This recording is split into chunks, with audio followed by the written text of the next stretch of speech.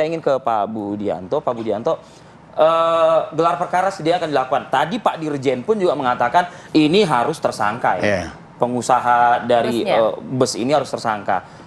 Mungkin kalau Pak Budi ngelihatnya sudah terang benderang sebetulnya status tersangka itu seharusnya harus segera diumumkan begitu Pak Budi. Ya gini, dalam penyelesaian perkara kecelakaan lintas itu kan sudah diatur dalam petunjuk teknis atau aturan pelaksanaan di dalam peraturan Kapolri nomor 15 tahun 2013 itu kan sudah diatur secara teknis tentang tata cara penanganan kecelakaan lintas itu. Itu ada suatu penetapan ya, penetapan dari mulai cek TKP, kemudian juga olah TKP, termasuk juga gelar perkara. Kemudian biasanya kalau ada kasus-kasus yang menonjol itu biasanya dilibatkan juga TAA ya, Traffic Accident Analysis. Dan juga akan digunakan ya Mas? Iya, nanti ya dari TAA tersebut nanti bisa menggambarkan suatu kejadian kecelakaan secara kronologis dari mulai sebelum, kemudian saat sampai pasca kejadian. Nah, nanti hasil daripada TAA tersebut juga dapat digunakan sebagai alat petunjuk juga apa yang diatur dalam pasal 184 KUHP. Saya setuju apa yang disampaikan Pak Dirjen tadi.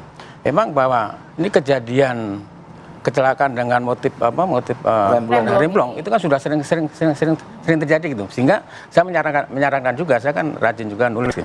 Saya menyarankan supaya penyidikan ini lebih komprehensif gitu. Jangan hanya berkutat kepada masalah sopir. Itu pihak-pihak yang terkait harus dimintai keterangan juga dari siapa yang mengeluarkan care gitu. Kemudian cek juga di perusahaan-perusahaan. Kan perusahaan itu sudah undang-undang kan harus berbadan hukum gitu. Dan ada peraturan juga yang menganjurkan supaya diberlakukan namanya SMK ya, Sistem Manajemen Keselamatan. Kalau perusahaan tersebut sudah menjalankan SMK, pasti situ sudah punya bengkel sendiri.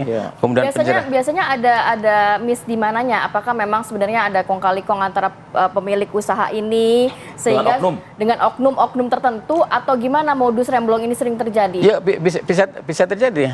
Prinsip bahwa sesuai dengan Undang-Undang Lalu Lintas dan Angkutan Jalan bahwa setiap kendaraan yang dioperasionalkan di jalan harus layak jalan.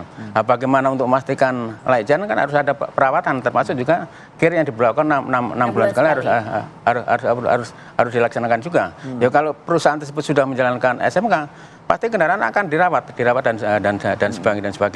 Kemudian kalau ada oknum mungkin yang memaksakan, misalnya kendaraan tersebut tidak layak jalan, kemudian memaksakan supir supaya berjalan, itu nanti bisa dipidanakan juga. Betul. Ya itu konteksnya dengan bagaimana kita melakukan suatu penyidikan secara komprehensif, jangan berkutat pada sopirnya, termasuk mungkin teknisi daripada bengkel itu bisa juga, pemiliknya dan sebagainya kalau ada mungkin ada keterangan juga ya ternyata memang mobil ini bermasalah sudah 2 kali remblong. Iya, saya kira dari beberapa indikator yang terjadi ya, sampai perbaikan rem 2 kali, kemudian pada saat meluncur itu dengan tanpa terkendali dan sebagainya sampai terguling dan sebagainya. Ini bahwa dugaan saya itu pasti remblong. Nah, konteksnya dengan masalah penentuan tersangka, kan tadi ada penetapan ya dari mulai pengecekan TKP, kemudian olah TKP, gelar perkara dan sebagainya.